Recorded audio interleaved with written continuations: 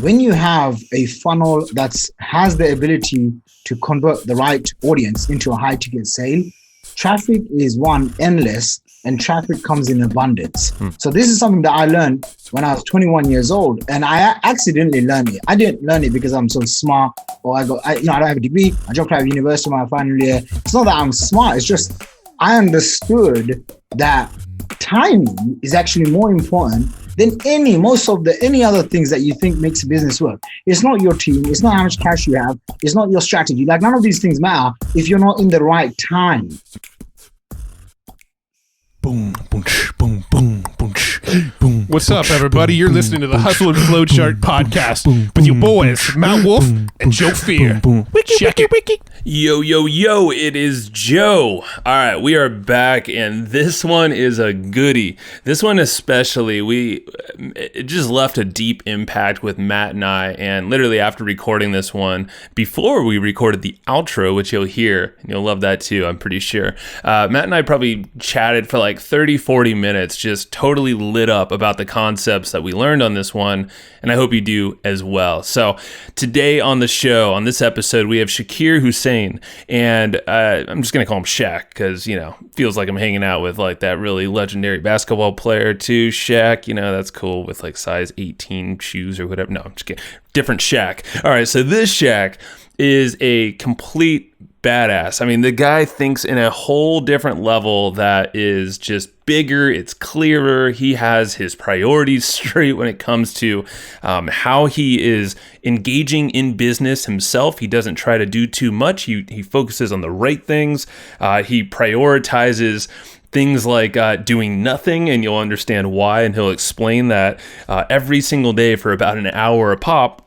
And so much more, but at the end of the day, you're gonna walk away with a bigger way of thinking. And this is from a guy who came from nothing, like literally just packed in a small place with not a lot of money.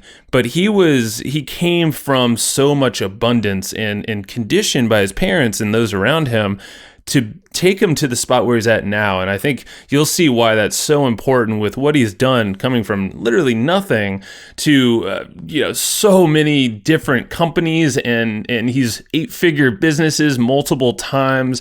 I mean, the guy turns companies into something mega and huge and selling like crazy within like no time. I mean, it's wild. So he breaks down his process for doing all of that and how you can kind of model the same approach and really think differently about business. Think differently about acquiring a bunch of people, like an email list, without having to do the grind. But he shows you how he can acquire literally hundreds of thousands of people on an email list overnight and basically figure out how to make money and profit from that pretty much the next day with his systems. And you'll understand how his thinking approach applies to business, but how you can swipe that and take it to your own business and whatever you're focused on there. So I don't want to dive too much, because Shaq is going to go crazy on this episode. He's just going to fly, and literally he sent an email after the fact. He was like, man, my wife was in the room with me, and she said I was like on fire and just didn't stop talking. So you're in for a treat here. Strap in, and you want to make sure to get the action guides for this episode, because there's just so much that are covered very specific. These are principles that he's paid tens of thousands of dollars to many big mentors around the world. Well, he's sharing a lot of those with us right here, and they're free for you, of course, on this podcast, but also in the action guide. So we took all the notes for you in that guide. These are all the specific tactics you can swipe and think about and apply for yourself, and they're free if you go to flowchartgroup.com. That's flowchartgroup.com. They are free 2 weeks of this episode going live. Then they go away into our vault. But just get them free while they're there for you at flowchartgroup.com. Throw your email address in there and we'll send them to you. And then also you get access to our Facebook community, which is popping with a bunch of folks that listen to our podcast. Matt and I are in there, and also a ton of guests that we've had on the show. So it's a great place to connect and chat about these episodes and ask some questions, get some feedback on stuff you're working on fun. So other than that, let's get into Shaq, man. He's ready for you, and meet us, Matt and I, at the end of this episode, and you'll hear a lot more of our takeaways and how we're looking to apply what we just learned from Shaq here into our business and how you can do the same. So enjoy the episode, and we'll see you at the very end of it. All right, man. Shaqir, how you doing, my friend? It's great to have you on. I am doing awesome, man. Yeah. Great to have you guys. Great to be on here. Thank you so much. It's been about 3 years trying to make this happen. Yeah, I was going to say probably 2 years. It was when we first started communicating, like trying to figure out the podcast schedules, and a whole bunch of reschedules happened. In fact, I think we were supposed to record about 2 weeks ago, and my internet just completely crapped out on us. Like, we did one interview. The internet cut out about 12 times during that one interview, and we went, okay, we need to reschedule the rest. This isn't working. So we're finally making it happen. So excited about it. Yeah, man. And you're in a cool place right now, Dubai. We were just kind of nerding out about that too, man. Just tell little folks like kind of some of the crazy stuff you're seeing over there, because I don't think a lot of people have actually visited Dubai. So I'm right now in Dubai. I've been here for a couple of weeks, and this is basically, they refer to as the Las Vegas of the Middle East, except there's no casinos. And it's just the most insane place you've ever been. I mean, they've got a 7-star hotel that I think racks up bills of, I think it's like $80,000 to $100,000 a night you can spend for one night. And that's the room you're staying in, right? It's insane. Like basically everything. Not exactly. Not just yet. I just saw they started. I just saw a clip from a guy called Dr. Peter Diamandis, and he showed these $180,000 one person flying helicopters that are being tested right now in Dubai, and the police is going to be basically flying them. Oh my God. Right? So it's just like insane, dude. Like you see Lamborghinis, which most people, not most people, but a lot of people's dream car is a big fancy Lamborghinis. The policeman will have a $300,000, $500,000 Lamborghini car. Like it's so ridiculous. You're like, wow. And then as soon as you say wow, the next thing is even more wow. It's even more wow. So it's just like, I've been very fortunate. I traveled a lot of countries, wrote a book, Backpack Millionaire, traveled like 70 plus countries before I turned 30. There's no other country like Dubai where you just can't get bored. Like every day just seems to be better and better. It's really wild. I'll give you some context. In London, if you have maybe 20 or 30 different top restaurants, I don't know, let's just say in general, you have top 20 restaurants in London. In here, in Dubai, what you'll have is top 20 Chinese restaurants, top 20 American restaurants, top 20 something else restaurants. And it's just like a never-ending buffet of just everything. Like it's insane. They have the largest road. So I just came back from America. I spent 3 weeks in Chicago. Uh-huh. And when I'm in London and I go to Chicago in America, the roads are huge. Yep. Like they have like 3, 4, 5 lanes. Here they have a road which has something like 16 lanes. Oh, jeez. like it's just like everything is abundance, huh? It's just huge. Everything goes big. Yeah. It's very competitive as well. So they see something somewhere like in Singapore, they have the Marina Bay Sands. I don't know if you know what that is. I've seen that. Big fancy hotels with it. So they built one of those. In London, we have the London Eye. They built one of those London Wheels. It's just like, it's really insane. You got to actually come out here to visit. So, and I'm very happy and grateful because I have 2 of my best friends that live out here. So, when I'm here, it's just like home. And anyway, I'm considering to move here just because of lots of benefits that they have here. Yeah, man. That you don't get anywhere else. I want to like. We'll definitely pack a trip. Book a trip one of these days when we can make it out there. Yeah, we'll have to wait for us when you're back out there, so you can be our tour guide when we get out there. And your buddies. Dude, like you'll never get bored. One day you could be literally doing skiing inside of the mall that they built a ski slope, and the next day you could be in the desert riding and racing buggies and dune cars, and it's just like it's insane. It's insane, dude. I honestly don't think I've got any work done since I've been here. And I'm like, Come on. I know I'm we're like, I'm forcing blaming you the to work Wi-Fi. now. Hey, this is work, Yeah, right? this is work. This is work. This is branding work. right here. Yeah. Dang right. Well, dude, This is it. take us back because I know it hasn't always been this way for you, you know, and it hasn't 100%, dude. and it hasn't really even been that long too. I know you made some big moves. What, within 10 years or something? I think you started around 2009 or somewhere around there, right? Yeah. 2009, 2010. I got started. You know, it's gonna sound like a rags to riches story, but the truth is, I didn't come from money. I grew up in a 3-bedroom council flat, what they call projects or whatever in America. And we had 13 people living there. And as I grew up, there are like 13 people in a 3-bedroom house, right? Wow. So as I grew up, I didn't really know I was poor until I went to America and I met these millionaires. And I'm like, wow, was I just poor my whole life? Like I didn't understand what was rich and what was poor, because when I was growing up, although we were cramped up, we didn't have a lot of money, my parents, they gave us an abundance of love.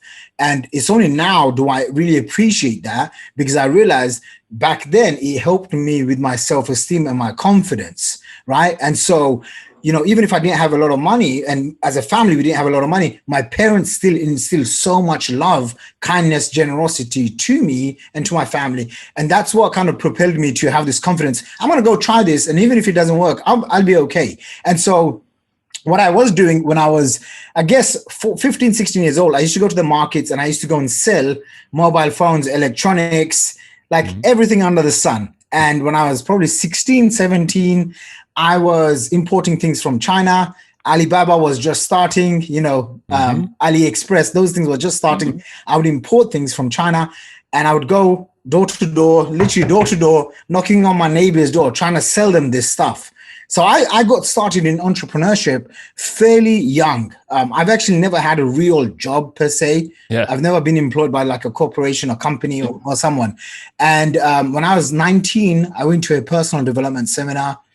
And that was like my insight of you should become a business owner. That's the only way you're going to basically get rich. And, you know, basically that was my only plan. Like I didn't care about changing the world.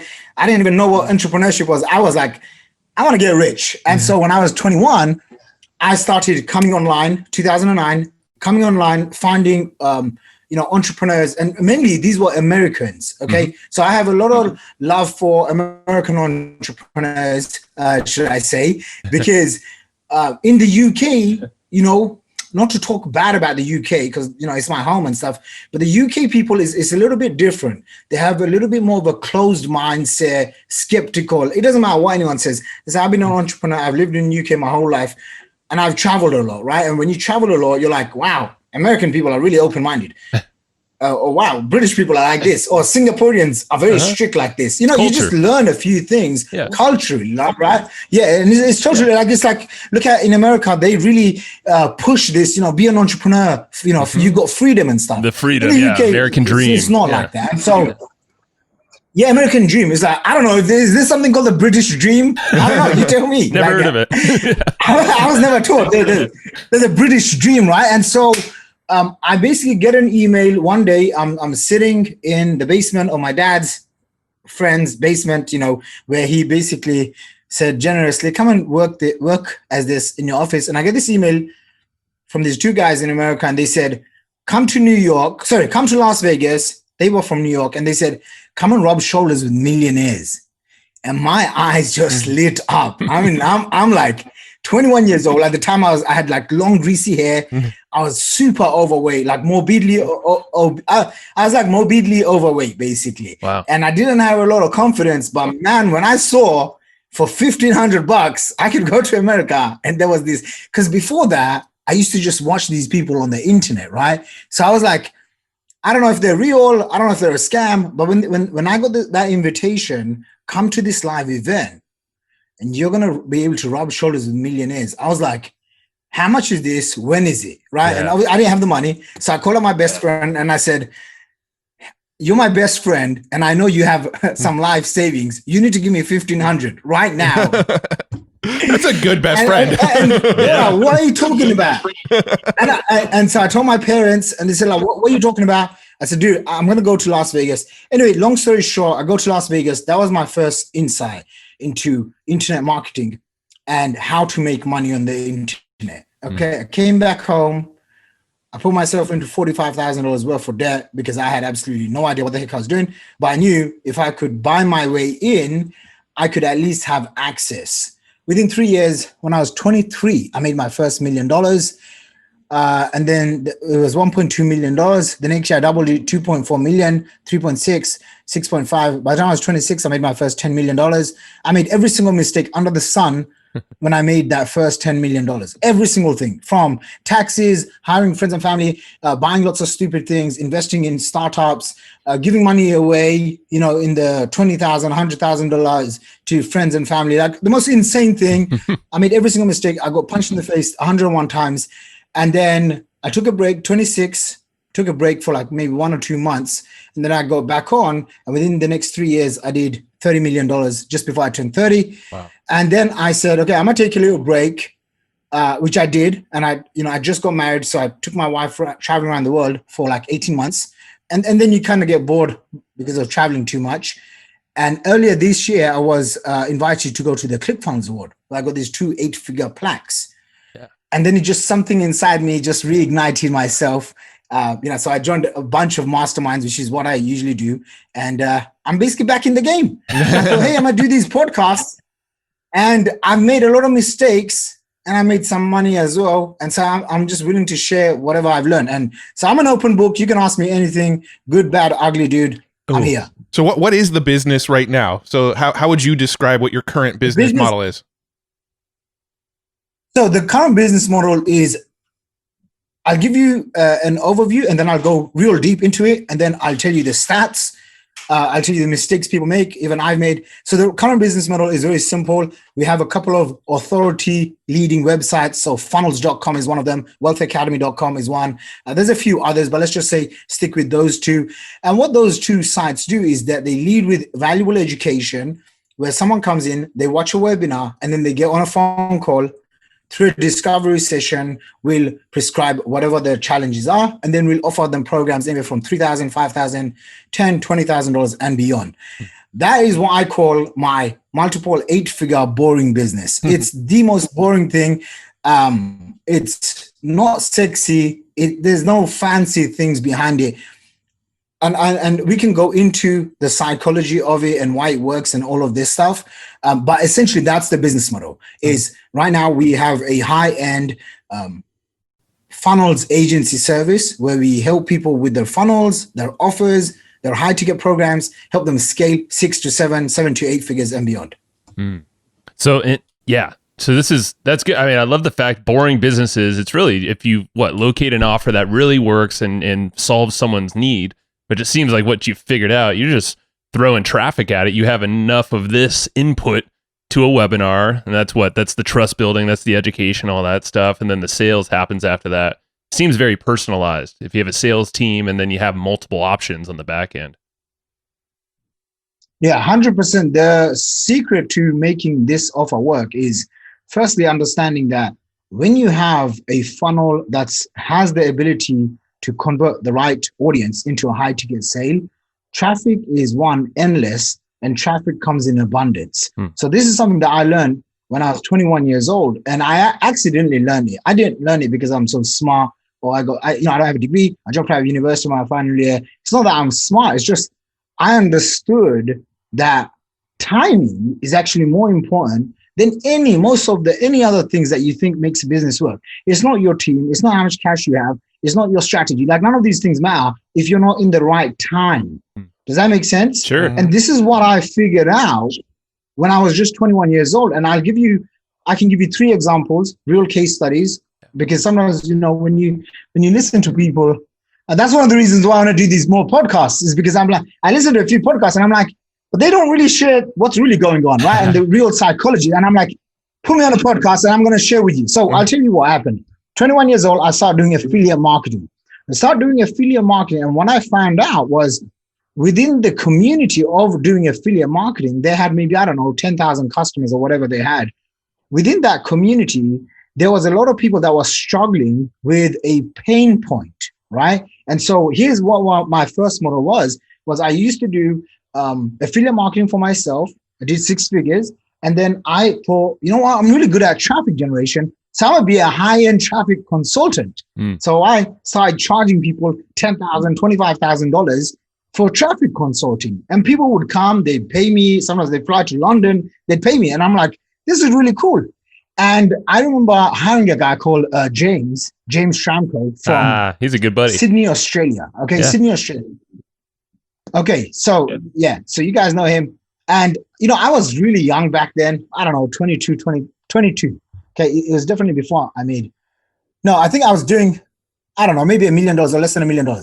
And I remember this, right? I get on the phone with him and I'm like telling him how much of a hotshot I am. And he's like, you know, if you make your clients so much money, why don't you just do this for yourself? And I was like, well, I didn't think of it. And he said, I never forget this because I still utilize this. I haven't spoken to him for a long time, but I remember him saying this, you know, if you can position yourself as the authority, then you can go and basically clean up that marketplace. And I said, how on earth do you do that? And he's like, you know, what are you doing right now? I said, well, I do affiliate marketing and I do something called, I sell solo ads. He said, you should be the solo ads agency. And I'm like, okay. And I remember like on the call, I think I was paying him like $1,500 or $2,000 for the call or something, you know, and I was thinking to myself, is this call going to be worth it? So I go to GoDaddy, I buy this domain called soloadsagency.com. Within 12 months, my income shoots to $300,000 a month.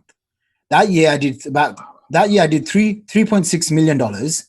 And then I came to that realization, wow, this is what I got to do. I got to find an area of a market, a very niche market that I can go and serve, add massive value, and then I can offer my high ticket services. And from day one, I've always been into a high ticket because I did ClickBank and I failed miserably for about 9 months. And selling then I was like, man, this thing is $49 stuff, right? And I'm like, this is the most craziest thing ever.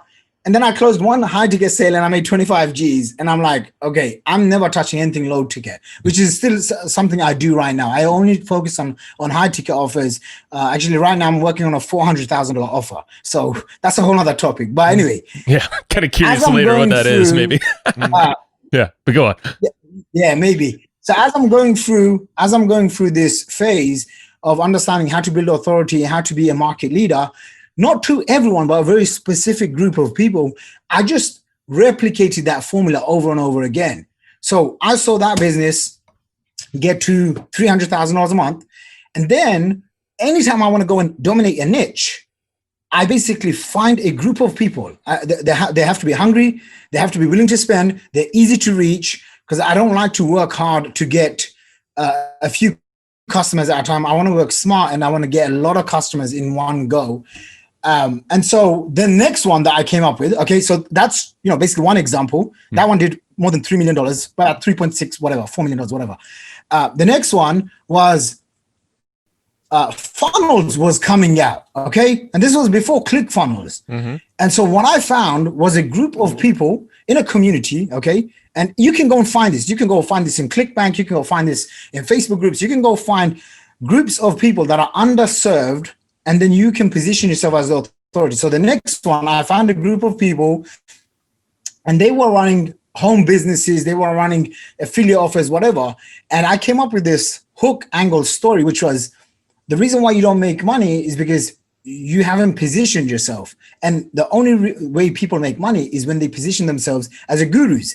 And gurus are known as thought leaders, experts, authorities, like you guys. You guys are, you know, for me, I'm like, oh, if someone said to me about podcasts, I'm like, you guys are the gurus in podcasts. Does that make sense? Yeah, man. Right? And so whether you like the term guru or not, like that doesn't matter. I don't care. But that's the market of that's the language of the market that people know. Does that make sense? Yeah. Right. So I'm like, hey, you know what they need? They need guru funnels. Okay. And so I made my list and we put together an offer. Okay, and you know the offer was $10,000. I would have been happy if I got 5 or 10 sales from a webinar. Yeah, I knew there was demand in the market, but I didn't know the demand was that huge. That offer I mailed to my list. Within the first 3 months of launching that offer, I did $1.2 million. I had 120 full paid customers at $10,000 a pop. I was like, holy smokes. No traffic. This was just emailing my list. I did $1.2 million from that. And then I went back. I thought I was so smart. I tried to do it again live. It didn't work.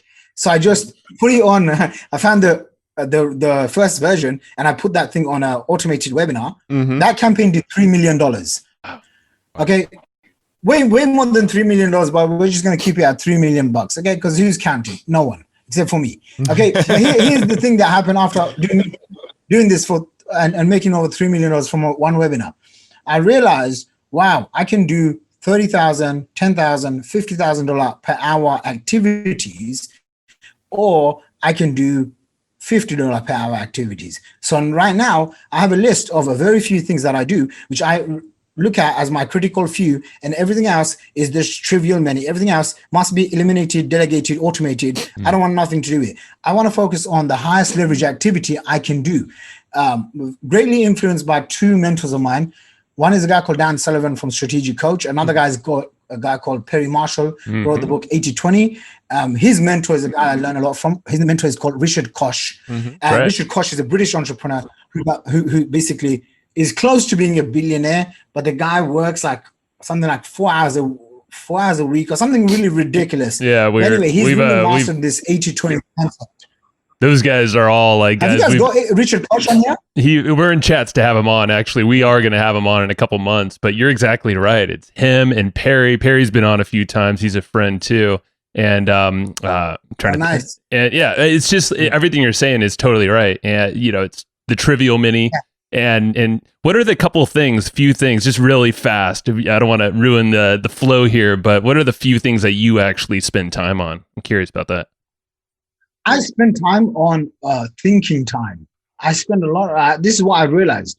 I spend a lot of time on thinking time. In my early 20s, I was mentored by a lot of people. I mean, I spent over $550,000 in my personal mentoring consulting. And I had a simple idea, which was this: instead of me trying to learn my way, what if I just buy my way in? And I've not stopped, right? Like even for next year, I'm planning to join the top e-com mastermind, the top software mastermind, the top digital consulting mastermind. I'm like, okay, these are the 3 top masterminds I'm going to join. It's not even 2021 yet, right? And so I always think, okay, how can I go and learn? And one thing I've found in common amongst all of the people that sell me these masterminds is, guess what? They all spend time doing thinking time. Okay, like every single one of them, just thinking time. So what is thinking time? It's 15, 30, sometimes an hour per day.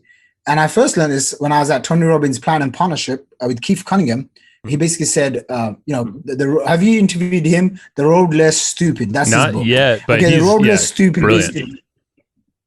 Yeah, so The Road Less Stupid basically is all about how he made 150 million and then he lost it and then got into debt and then he made 100 million back. And he said the secret was thinking time. So I try, no matter what happens in a day, I have to do thinking time. That's one. Number 2 is I have to do something which I refer to as an OSS. It's what I call my $10,000 per hour activity. Okay. And what the OSS is an optimum selling system. I am always trying and aiming to refine a optimum selling system, which, is basically a machine that gets me more customers. That once set up, it just works. So you can refer it to as a iPhone video. And this is what we teach in our programs and stuff to our clients. We teach them, hey, you need to create an OSS that will give you the most leverage. And what an OSS is, it could be a simple iPhone video. It could be a webinar. The new hottest thing right now, one of the hottest things in marketing right now is, and I encourage everyone to do it, is a mini webinar, which is a 13-minute webinar. And you're just coming in straight with the pitch. No backstory. No, hey, here's my rags to riches. None of that nonsense. It's just, hey, listen. So for example, I've just recorded one and it goes something like this. Hey, if you've just opted in, you probably need help with a high ticket offer and automated funnels. Hey, 97% of my customers, they hate funnels, they hate tech. And what if I said to you, I can do all of those things for you, literally with my team, and we'll help you craft an offer. If you want more information, you need to book a call right now down below. And then I'll talk for like 10 minutes. Okay. But see, in the first 2 minutes, I've already made my offer. So that's the hottest thing right now. if you look at all of the top guys, let's just say Dan Locke, he has the largest YouTube channel on entrepreneurship for entrepreneurs. If you see his funnels, that's exactly what he's got, right? And it's a straight, like 15, 25 minutes. So they refer to it as a mini webinar, whatever. I call them an OSS. So you ask me, what do I spend my time doing? OSS. The third thing is I'm always looking to hire my all-star team, right? What that means is, like, for example, you guys just hooked me up with an operations person, right? Thank you, by the way. You're welcome. And so what I'm going to do with her now is I am going to make sure that she's, inundated with lots of work. Okay, because I'm going to go hire the best people I know, and I'll say, hey, you need to work with this lady, and you need to figure out where you can add the most value. But so it takes away a lot of the stress for me in terms of training, SOP management, right? I think I'm a decent CEO, but I'm a horrible manager or I'm not that guy. You know what I mean? I just want to be left alone. I want to come up with these big ideas all the time. That's what my Kobe personality represents as well. And so I want to keep moving on that. So that's basically, I'd say, the top three things. The fourth thing, when it comes to marketing, actually doing marketing, is I write an email a day. I've been writing an email a day for about 8 years now, 7, 8 years. So I write that email. It's, sometimes that takes me 20 minutes a day. Sometimes it takes me an hour a day. Without fail, I email my list 5 to 6 times a day. I just haven't stopped that one activity. Once over the last, 7, 8 years, I tried outsourcing it, but something didn't connect. So I was just like, I just email. So that's basically, that's like the overview. As to doing tactical stuff, because I know your listeners like tactical stuff. Yeah, man. The tactical stuff is, we have a simple opt-in page that just goes beyond an opt-in page, which basically talks about, I have an example on funnels.com, and it has a lot of authority positioning. Like, for me, that's very big, right? Because I realize I can charge 5 to 10 times more, get paid 5 to 10 times more. I can work with rich, busy entrepreneurs versus broke entrepreneurs. I can work with successful people that want more success versus people that are trying to hit their first level of success. If I just create change, dissect my marketing so that it speaks to one caliber of person, right? And so, you'll see if you go through any of my webinars, my funnels, there's a lot of authority by association. There's a lot of credibility factors. There's a lot of talks about my values, right? I'll talk about my family, God, all of these things, because one affluent buyer, someone that's going to pay you $10,000, $50,000, $100,000, when they want to pay you big money, they want to buy based on values, right? Like, if you're gonna say, Shaq, what's the secret to selling high ticket offers? Because I've now sold over 1,000 customers at high ticket price points, 5, 10, 20 grand a pop. What's the secret? The secret, and I didn't get this because I'm so smart. I got it because I used to be part of Dan Kennedy's Platinum something mastermind. Yep. And in one of them, he basically said the secret for rich people to buy is they have to have values that collide. And I was like, what? Like, he's like, out of everything is the values. That's the first stage. People come into my opt-in, then they go through my webinar. My webinar, I have 3 different types of webinars. I just give you the 3 different formats because most people rely on just one, and they think, if they can just do one, it can work. Maybe, your stuff can work. For me and what I sell, what I found is 3 different types. I'm going to just give you the 3 different types because it's what's worked for me. Okay, it's what's worked for me, and how I look at as it worked for me is, if the money is there, if there's results. And so the first one is a straight 15-minute straight up webinar that I just said, hey, here's who I am, here's what I've got, book a call, buy my stuff. 13 to 15 minutes is the sweet spot. The next one is a 45-minute one. Okay, the 45-minute one is where you do tell a little bit about your story, and you go through and you give examples and you give case studies, and you're really working on logic brain, right? Like, you're making them understand, hey, give me 45 minutes, I'll explain to you, and you're taking your time. The third one, which is my favorite one, which takes the longest one, and this is the monster 3 to 4 hour webinar. Okay, and I've done these, I would say I've done at least more than 5, 6 of them, okay, in my time, where, you know, they're very well scripted, 3 to 4, 4.5 hours, and I'm just going at it, you know, the beginning, 30 to 45 minute story. And listen, people will tell you, you know, you shouldn't tell these stories about rags to riches, blah, blah, blah. Go and sell to someone who is driven by values. They want to know your backstory. Does that make sense? Definitely. Okay, like they want to hear stories, right? Like I've done basically over 100 live events. Okay, 100 live events, physical live events. Okay, I used to run a seminar company. Wealth Academy was a seminar company, physical events all over the world. I built teams, had a team of about 55 staff, and I was probably 27, 28 years old. Okay, I can tell you right now, when we told stories, we made sales. When I hired someone to come in, and the guy would just come in and be like, you know what, you should buy these Wealth Academy certifications, you should buy these funnels, my conversions went down. And I would ask my team what happened. And the feedback was the same. Shaq, you know what? He didn't tell enough stories. He didn't have human connection. Shaq, he wasn't funny. He didn't follow the script. He didn't make the right jokes. Right? So regardless of what people say, you know, or people think, and this is why, like, sometimes you got to just put your head down and you work and not focus on what the competition or what other people are doing, is because I learned this stuff through data, right? Like I learned this stuff through spending lots of money. Like regardless of what anyone says, the average person still wants to hear a compelling story because they can feel like, hey, I relate. Does that make sense? It's so ingrained in us as humans. Yeah. So ingrained, dude. If I came up to you and I said to you, hey man, you know what? Yeah, when I was 21, I had a 6-pack and I used to be a model and my dad just gave me 50 G's. You know, you'd be like, what a rich. Get out of here. You know what? Yeah. You wouldn't even pay attention. Right. You know, like you guys are paying attention right now. You probably wouldn't even be paying attention. And so that's just like what I find. So the third webinar is one of my favorite ones. I'm actually working on the third webinar style right now, which is, I call it just a monster webinar.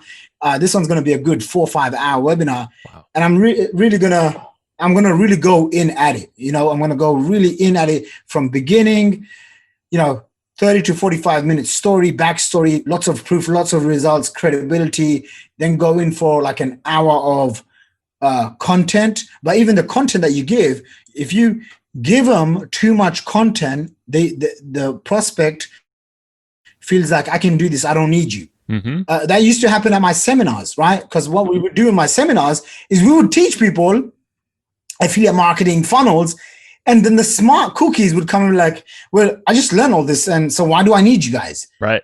And it's like, and so they wouldn't buy anything, right? They wouldn't buy my expensive stuff at my events.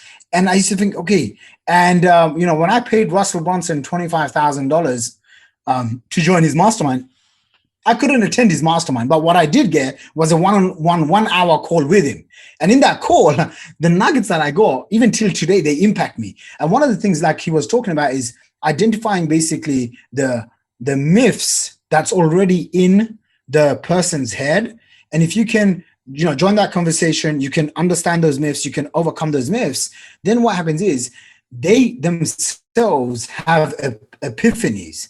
And when someone else has an epiphany, now they're like, oh, you don't need to sell me, right? So one of the keys of how I was able to scale my businesses to multiple 8 figures is because of this one concept that I just took it to heart, right? And I'll give you an example. So in one of my webinars where, you know, I'm teaching them the 7 secrets to making $1 million a year or whatever it was, right? It was a nice little sexy hook.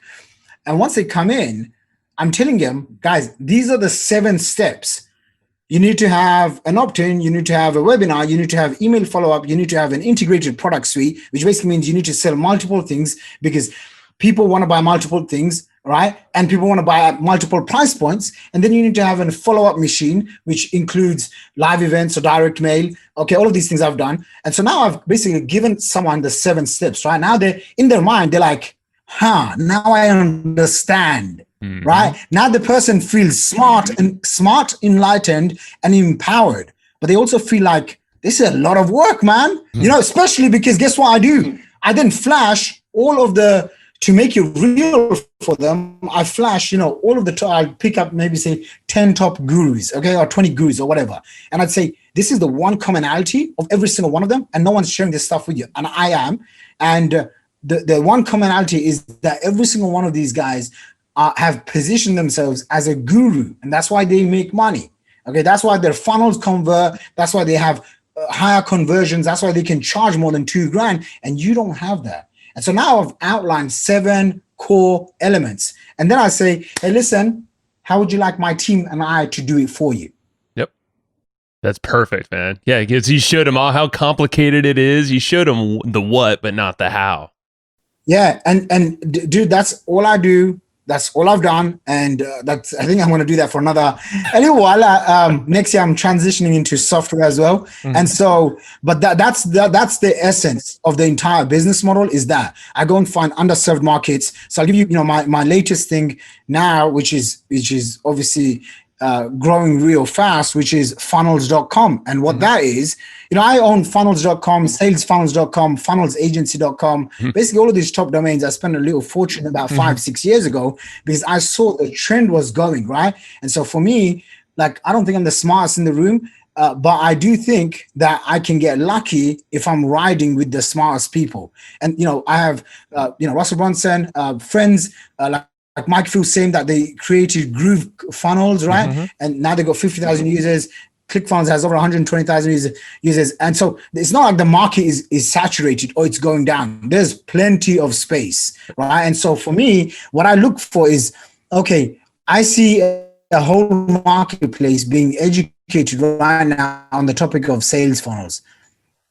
Okay, how do I create a competitive advantage? I'm always looking for a competitive advantage. Otherwise, I don't get into business, right? I'm always looking, how can I come in and how can I go straight to the top without having to work? You know what I mean? How can I come to you guys when you guys have done 350 or 320? How many podcasts have you done? Yeah, it's about 350. 350-ish, yeah. You done it. Yeah, 350. So when I email my list, I'm going to say, these guys have done over 350 podcasts, and now I get to get on because now you have an audience, right? How do I do that versus someone that's got 2 podcasts and they're messaging me, can you get my podcast? Right. You know what I mean? Totally so right. Like, this is a what I call my Dream 100 activity, which I put as a $10,000 per hour activity because the relationship and the trust that gets built is very valuable. So again, this is one of those high level things.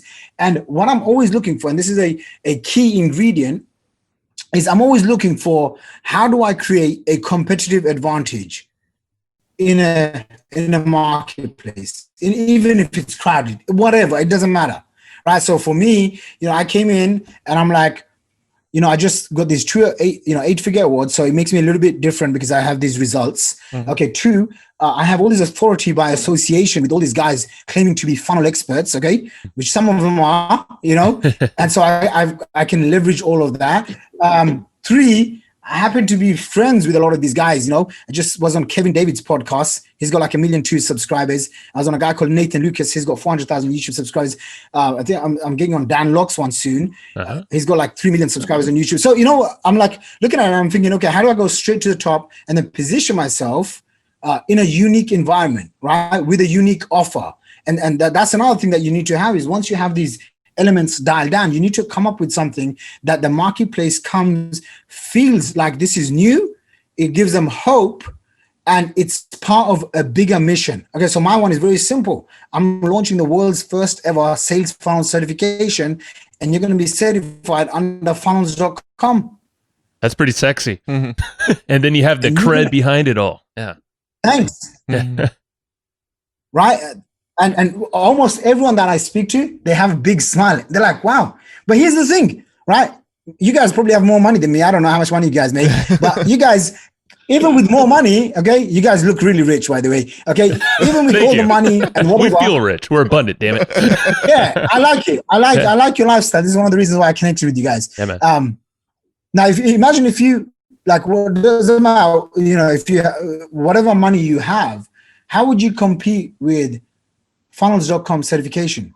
You can't, because it's just a unique thing, right? And so I encourage every single person to come up with their own unique competitive advantage. When I remember paying probably about $3,000 or something for a dinner with Ty Lopez, right? And it was like a 4-hour dinner, but he came like 2.5 hours late, and everyone was complaining, but he stayed until like 2-3 a.m. And it was like, I was like, wow, I had no idea this guy would be so generous with his time. And there was like kids that were coming in, like, I don't know, 16, 17-year-old kids wanting to get selfies. And he literally stayed all night to take photos with these kids and then spending time with them and then giving them free shout outs, right? And I remember like one of the things I think he said at that event was like, always get into business when you find or when you have a competitive advantage, right? And like it just stuck with me. So anything that I do, even when we teach our clients how to build offers,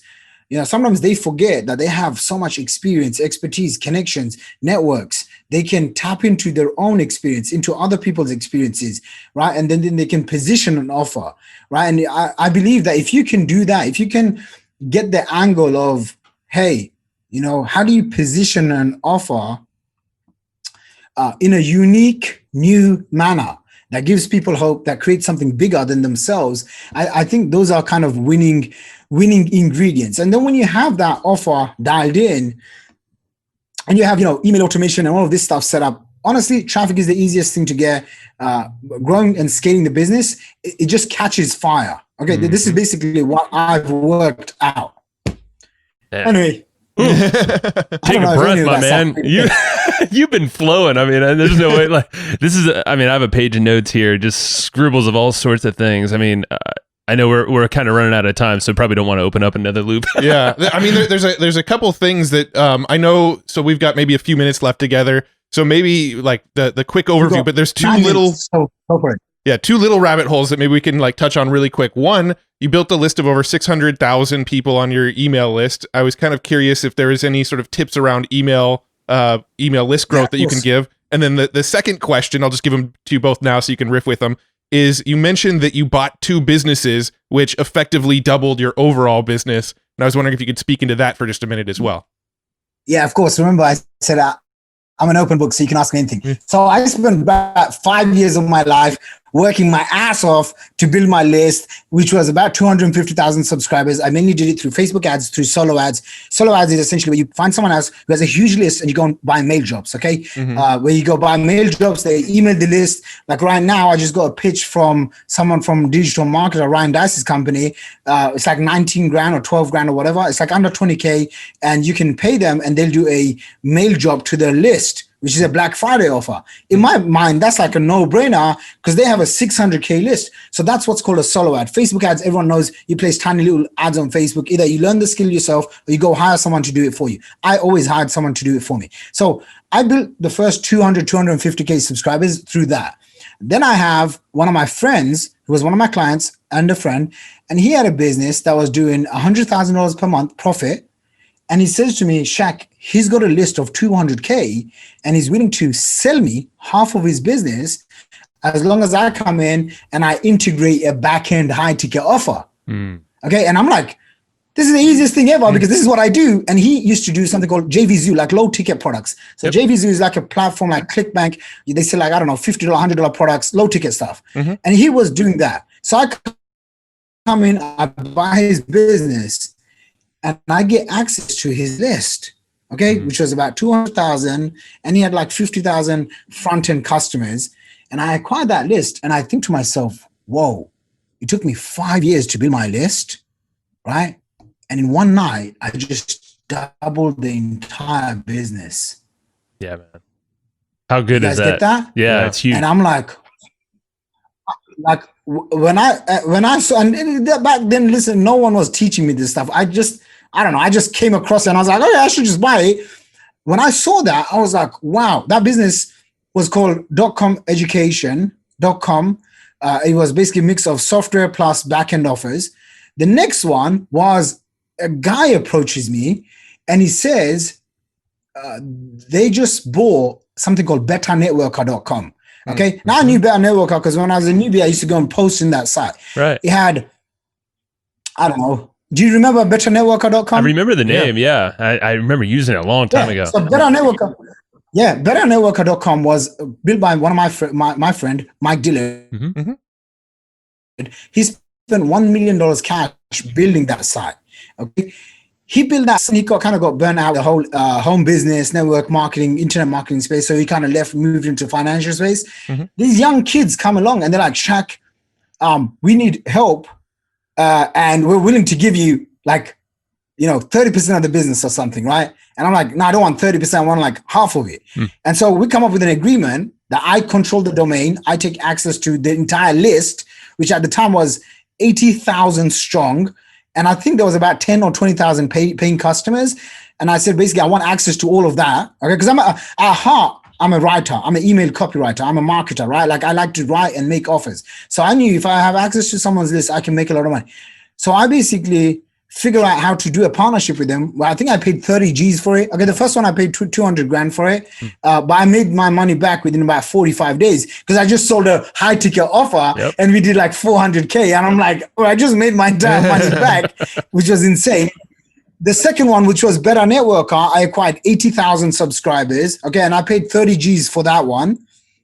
And then they kind of got burnt out because they didn't really want to do interviews and all of this stuff. So I just kept all the assets for myself. And I basically built my list to about 80,000 subscribers. Okay. I'll give you another third one because sometimes when I talk about these things, some people are like, but Shaq, I don't have $30,000 or, 200K or whatever. And so I want to give you another example, which I did, which added, I think about 180,000 subscribers, again, overnight in one go. And this was from a gentleman who had a $1 million business, but he never did email marketing and he never did anything after people came in through his funnel and didn't buy anything else. So people would come in, I think they'd get like 5 or 7 emails and they never did anything else. And so I was attending an event in Italy and I met this guy at dinner and he says to me, he's got 180,000 leads in his Infusion account and he doesn't email them. And I was like, well, I'm the guy with funnels and high ticket offers. That's been my expertise, I think, from day one. However way I look at it and position it, I'm good with funnels and I'm great with funnels and I'm great with creating high ticket offers. And so I acquired his list on a basis that we were going to do 50-50. And we did do 50-50. He made a bunch of money. I made a bunch of money for myself. I think I made like 175 grand from that deal. But I also get to keep the list. So all in all, between that, the list was over 600K. It's actually a lot more now, but 600K is good enough. Dude, man, I love so now this. My biggest challenge is how do I email them over? And this is something that if you are new, you're starting off, anyone can do this, right? All you have to do is you have to learn to have confidence, position yourself. You have to have value for someone else that doesn't have the time, energy, effort to focus on that value, right? And you can go and find people that have huge lists of emails, right? Like the other day, I got a message from someone who sells Amazon products. And they're like, Check, I got an 80,000 subscriber list. I don't do no email marketing. And I'm like, what are you talking about? Earlier this year, I went to an event called Funnel Hacking Live. And I got 1 more minute, so I'm gonna make this one real valuable. And I made friends. Well, I used to be his friend like 10 years ago with a guy.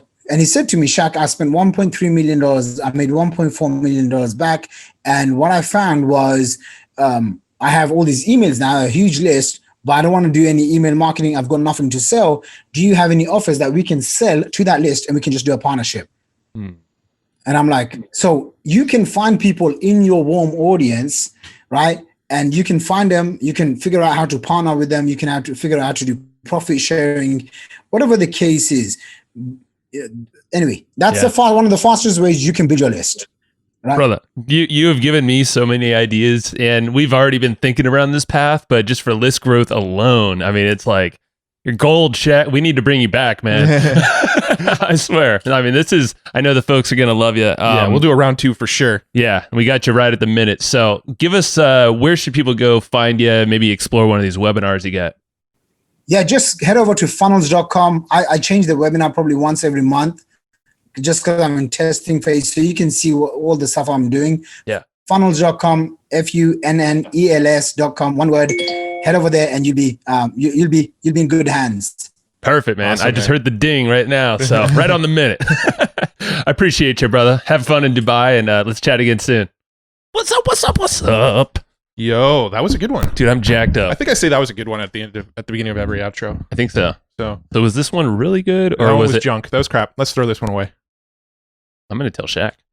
He might hear this. No, just kidding. No, that was so. We actually finished this recording. What time is it? We finished this recording 26 minutes ago, and we've been sitting around talking about like ideas and thoughts and all this stuff that's popped up after this interview. And then we're like, maybe we should record this outro and share these thoughts with the listeners instead. It's true, man. I mean, we get excited on a lot of episodes, but this is one of those where we're just like, bing, bing, bing, light bulbs going off everywhere. And I already told Matt, I'm like, dude, after we record this, we got to take a walk and we got to talk. Yeah. We got to debrief. We're going to be doing a round 2 with Shaq for sure. Yes. Like he's already agreed to it. We didn't even get to, I think, 50% of the questions we wanted to ask him because he was flowing. We'd ask him a question and he would flow for, a good 15, 20 minutes on that question. We're like, we're not stopping him because the stuff that's coming out is gold. Mm-hmm. Yeah, man. So much here. I'm just going to say, preface, get the action guide to this episode. Yeah. There's going to be a lot of things, obviously, because we covered just a wide breadth of topics, but I would say these are all a lot of principles and very specific tactics that you definitely want to marinate on, because he was even, just talking about what James Schramko told him. He's talking about what Russell Brunson told him after paying him 25 G's, and Schramko probably pretty expensive as well. I don't know, but like these are definitely points that have shaped Shaq's career, and he even said these are things that stays in his mind. So get the action guide. Go to flowchartgroup.com, and they're free. 2 weeks of this episode going live. Flowchartgroup.com. Make sure when you go to flowchartgroup.com, there's 3 questions when you request to join. One of the questions asks for your email. It's not required to join the group, but it is required if you want to get that action guide in your inbox. So make sure you give us the email when you sign up for the group, and that's how you're going to get the action guide. We'll email it to you when you sign up there. Yeah, man. So pause this, go flowchartgroup.com. It's worth it. Go through your email in there and get them action guides. All right. So I think the very first thing, I'm just going to start off. I love the fact that he came from nothing but 13 people in a flat. In a 3-bedroom flat. Insane. But the thing he said, and this is what it's actually interesting because I feel like I'm kind of going through this myself. He said abundance of love is what he was showered with. But that's like just abundance thinking, I think, overall. Not everyone has that. I think that gives you such a leg up advantage, because it's your psyche. That's the stuff that's carrying you throughout life. And if you feel like you're in lack and you're like not good enough or whatever it is, it's like, I think it's just like an uphill battle. Yeah. And I know for me, like there's been some of that in there, like definitely a lot of love in my family and stuff, but the abundance thinking thing actually has been like it's more been like a practice to get to a point whereas like Heather, my wife, completely opposite. She was showered with abundance and stuff. So I'm like, it's interesting. He brought that up, and it's like, it's a point that probably some people might have glossed over. Yeah. But like, holy crap, like to really get that abundance thinking and carry that over into everything in life. Dude is in Dubai right now. Think about the abundance of that place. Like, just start watching some videos to Dubai, and then you'll start being like, whoa, there's a lot of money in this world. I might not have a lot right now, but I could go there and feel it, or I can watch a freaking drone video of Dubai and get jacked up and start doing some stuff bigger than I thought I could. Not the greatest Wi-Fi in Dubai, but yeah, give him a break. He was in a hotel. That's true. But no, I totally agree. Like he's got that sort of thinking down, and it was, and he didn't come from a place where that was. Like he didn't have the abundance of money. He didn't have the abundance of material possessions, but he had that abundance of love and family and all of that stuff. And when I was listening to this episode, I kept on getting all these like things that I want to go test in our business. I was sitting here going, this is something we could go test. This is something we can go test. This is something we can go test. Well, so when he was talking about like acquiring businesses to grow his list, this was kind of towards the end of the interview.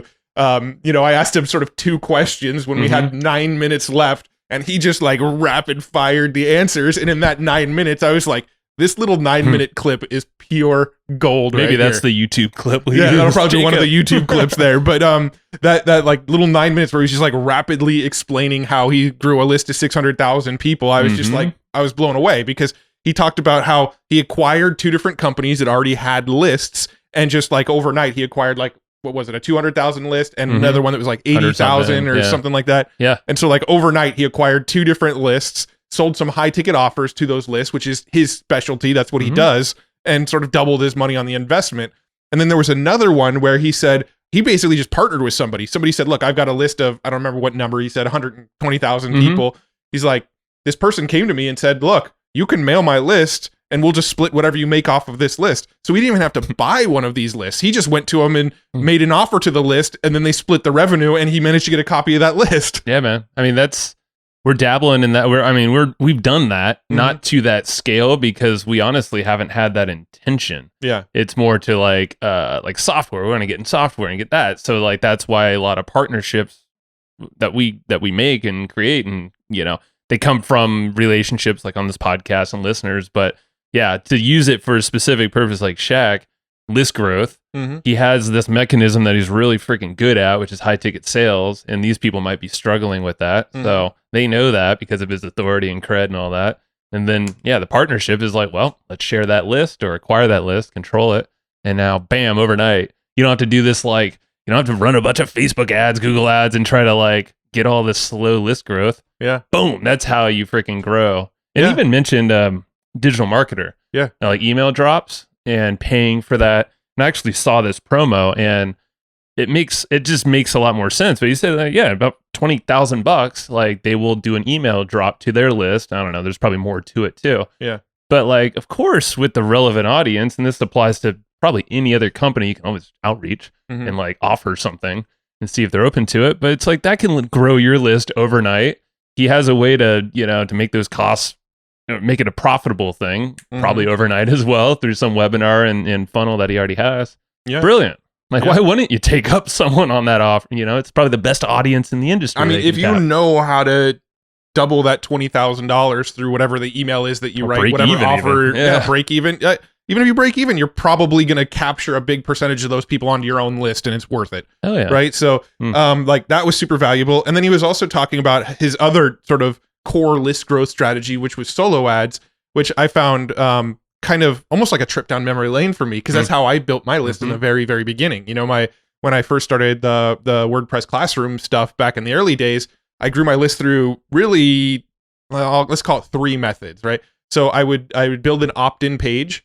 And with that opt-in page, I would go on like forums and things like that and answer questions on forums, and then link over to the opt-in page. That grew my list at a sort of trickle rate. Yeah. You know, I had an affiliate program, so I had affiliates who would mail to the opt-in page. They would get on the opt-in page, and then it would upsell them on the WordPress Classroom. Affiliates would make commissions. That was another way I grew my list, but I was never very good at rounding up affiliates. Like that wasn't my sweet spot. I didn't have a network back then. Nobody knew who I was or what this course was. So I didn't really grow my list that much that way. So the third way was by running solo ads. And that was like in the very beginning, my first 10,000 email subscribers came by doing solo ads, which was where, there was solo ads and list swaps, which are kind of 2 sides of the same coin. Similar-ish, right? Yeah. So a solo ad, I would go and pay somebody and say, like, they might say, okay, my list is 10,000 subscribers for $500. You can mail my 10,000 subscribers. I don't remember the exact numbers were, but it was, you know, pennies per subscriber. And so I would pay the $500, mail those 10,000 people, and ideally I would get, you know, 500 people of those 10,000 on my list, a buck an opt-in. And then the other thing was the ad swaps, which was kind of the same concept, except I mail my list, you mail your list, I bring people from my list onto your list, you bring people from your list onto my list. We just sort of cooperatively decide to both mail our lists, assuming our lists are pretty close to the same size. But that was literally how I built my first 10,000 subscribers. And he was talking about how he built his first 200,000 by doing that over a 5-year period. He went and did some of these strategies where he acquired another business and put 200,000 more people on his list in like a week. Overnight. Yeah. I mean, like, and that's just a different, and again, it's the same thing. You're kind of still doing the same thing, but it's the deal arrangement. It's the agreement. Yeah. Now he's a partner in that company. And guess what's cool with that? He now has control of that company to an extent, and definitely that list. Yeah. And he can, insert his own offers and his skill set, which actually, I just want to quickly note that I was listening to a video of Shaq earlier, and he didn't mention this on the podcast, but he kind of alluded to it, is, one of the issues with a lot of marketers and people that struggle with scaling is they're trying to do everything because they're hearing cool tactics and all these different, but they're not honing in on like, what is their key, like, I think you called it here, OSS, his operational selling system. No, Optimum selling system. But really at the end of the day, it's like, figure out your skill set that's really going to, be a profitable venture in pretty much anything you apply it to. Something like copywriting, could be email marketing, not really running traffic could be a thing too, but like webinars, selling on the phone, things like that. You can apply that to so many businesses. So having that in mind, he has the power of webinars and high ticket sales. And he said, just start stacking things. Yeah. So it's like, he's really good at copywriting and emailing.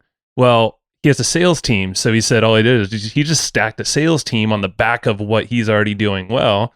So you're not focused on a million different things. You're not trying to be on social media all over the place. He said he doesn't even have social media apps on his phone. Yeah. Like, why would you? Because he's focused on this thing. Yeah. And he knows that's what scales. Let your team do the rest, or just don't even do it. Yeah. Yeah. It's not required. I mean, speaking of webinars too, we've had quite a bit of like webinar experts on the show recently. And he even seems to have a completely different approach to that. I mean, he was talking about operating on the extremes with webinars. He has webinars that are 13 to 15 minutes, and he has webinars that are 4 hours long. But he didn't really talk about like what you typically see, which is a hour to 90-minute webinar. Yeah, he didn't even list one of those. No, he's like, I'm getting great results on 15-minute webinars, so why would I spend an hour and a half on a webinar? Yeah. And then also he's playing around with those 4-hour webinars, which it sounds like that was kind of a newer concept, so he doesn't have a lot so of. he's done 6 of them or something. Yeah, and he's working on one now, and maybe that's to that $400K offer. Yeah, or maybe it's somewhere in there. But talk about like MVP when it comes to a webinar. Like when it comes to a webinar, I don't know how most people create webinars, but a lot of times the way I'll do them is I'll start with the pitch, because the thing that I know when I'm coming into a webinar is I know what the offer is going to be, right? Like when I'm creating a webinar, I know what I'm selling on the webinar. I may not necessarily know what's the content that's going to lead up to the pitch. I don't know what's the topic that I'm going to teach that's going to whet their appetite enough that they're going to want to buy the next thing. But I know what the next thing I want them to buy is. So typically I'll create that pitch first with the webinar. Well, what it sounds like he's saying is like, all right, create the pitch and just put that out as your webinar.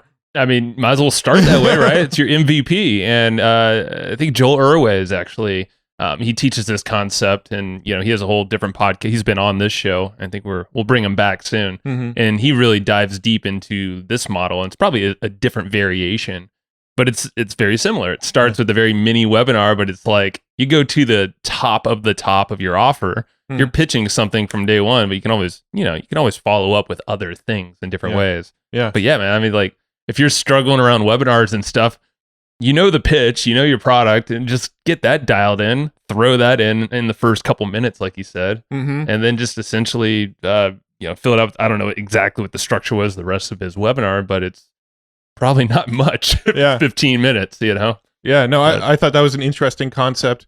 And then the last sort of like thing that was spinning in my brain, this isn't really a tactic or anything that he taught, but it was something that I was like, ooh, there might be an opportunity there.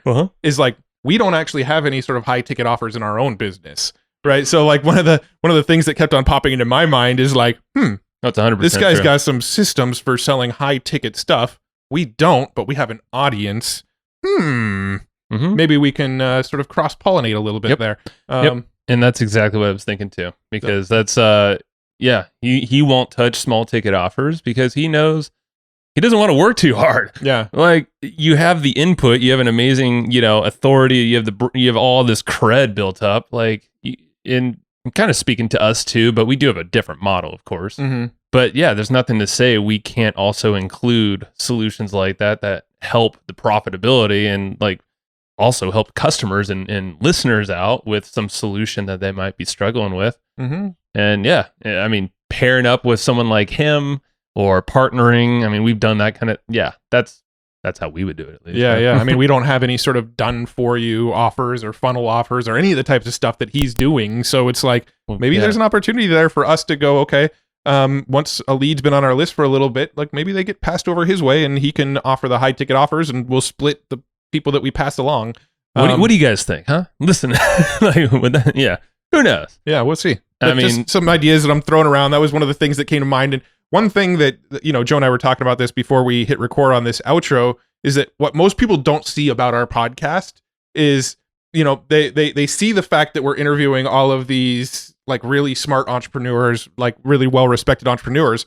They don't really see what happens after the interview. What most people don't realize is that after these interviews, we keep these relationships alive. We figure out how to make strategic partnerships with these people. We figure out, can we send them traffic as affiliates and make commissions? Can we send them business and have them give us a little, referral fee? Is there some way that we can collaborate on a project together? We're constantly looking for ways to create win-wins after these interviews are over. So most of the listeners just see they see / hear, depending on where you're tuning in, they hear these interviews, but that's as far as they see the relationship between us and these guests.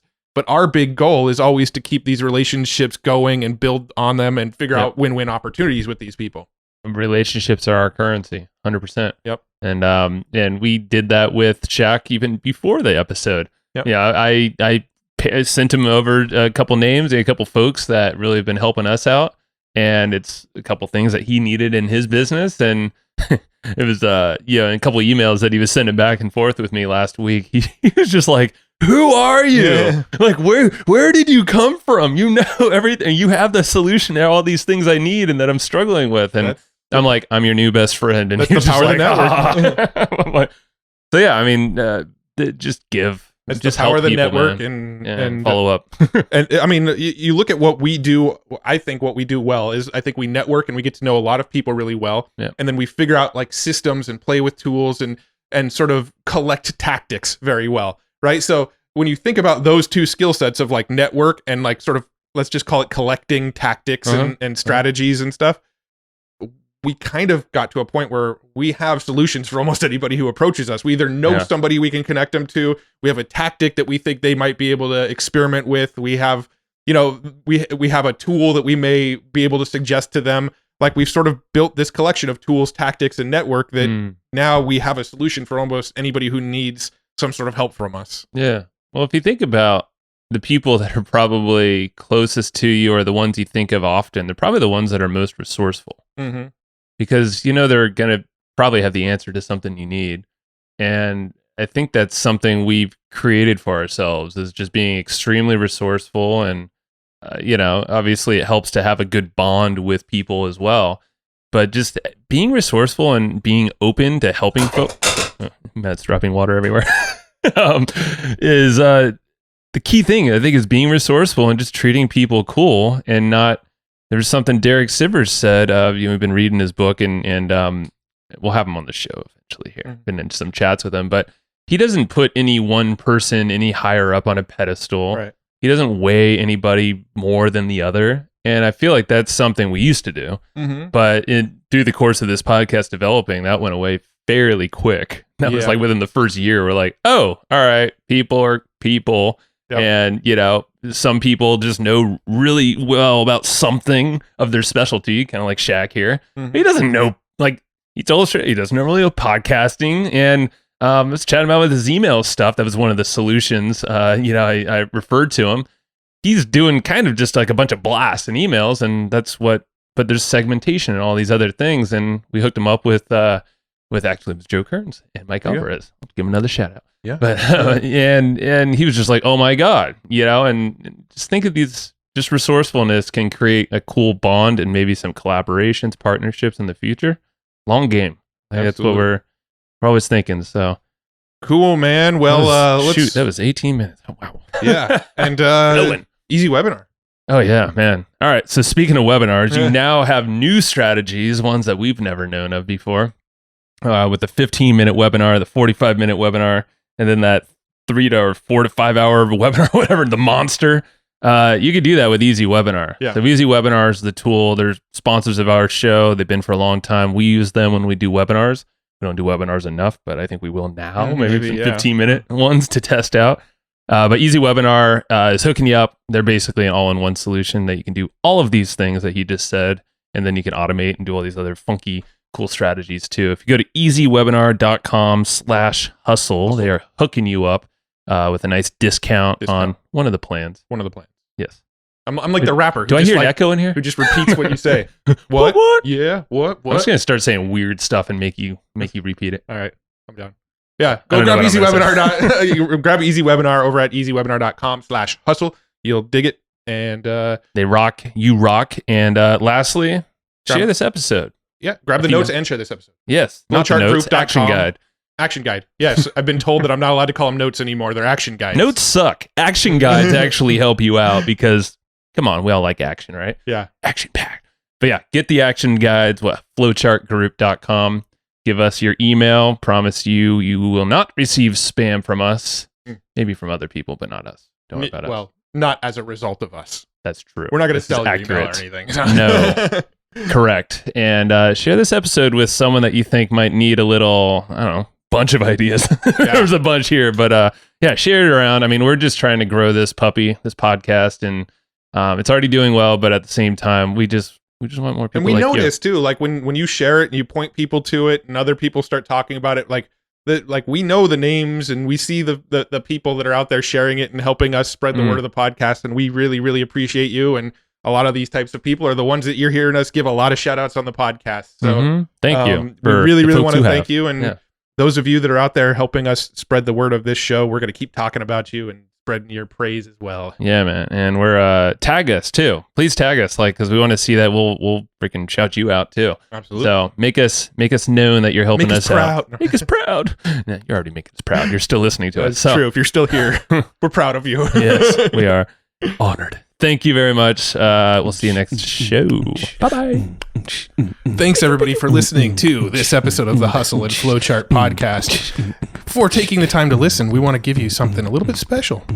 Every single episode that we do, we actually have somebody on our team take notes. We basically have a Cliff's Notes version of every episode where you can go and find all of the tips and tactics that they laid out, all of the resources that they laid out, all the good stuff from this episode. We actually have a nice, simple notes version that you can find on our website. So go to evergreenprofits.com, find this episode that you just listened to, and give us your email address, and we'll send you the notes. Thanks for